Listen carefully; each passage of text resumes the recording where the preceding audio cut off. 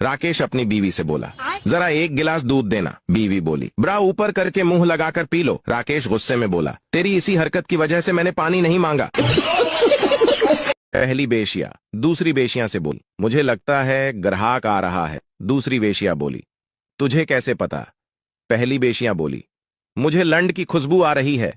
दूसरी बेशिया बोली, वो तो मैंने डकार मारी है।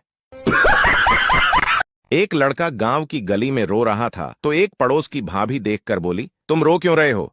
लड़का बोला, भाभी मैंने आज तक किसी के साथ घपाघप नहीं किया। भाभी बोली, अरे तुम इतनी सी छोटी सी बात के लिए रो रहे हो, चलो कमरे में मेरे साथ। घपाघप करने के बाद लड़का हंसने लगा। भाभी बोली, अब तुम हंस क्यों रहे हो? लड़का बोला, मैंने रो रो कर ऐसे ही पूरा मोहल्ले के भाभियों के साथ ठोकाई कर ली है।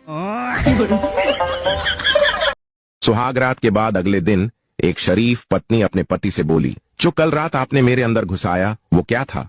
पति, वो मेरा मुन्ना था। पत्नी, इसे बाहर ही खिला लिया करो, अंदर उल्टी कर देता। पत्नी कमरे में लेटी थी कि तभी पति आया और बोला, जाने मन तुम्हारा पिछवाड़ा तो तंदूर के जैसा है।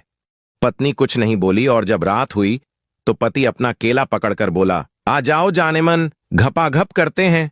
पत्नी बोली, रहने दो जी, इतने छोटे से कबाब के लिए इतना बड़ा तंदूर क्यों तपाना? ठंड में पति पत्नी रजाई में घपाघप करने में मग्न थे।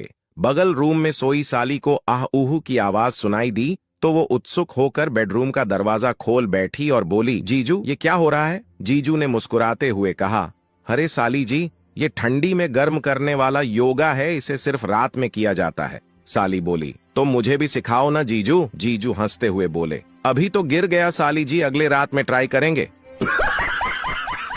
पति और पत्नी सेक्स कर रहे थे। शॉट मारते मारते पति अचानक रुक गया। ऐसा 7 से 8 बार हुआ तो पत्नी बोली, बीच बीच में रुकते क्यों हो जी?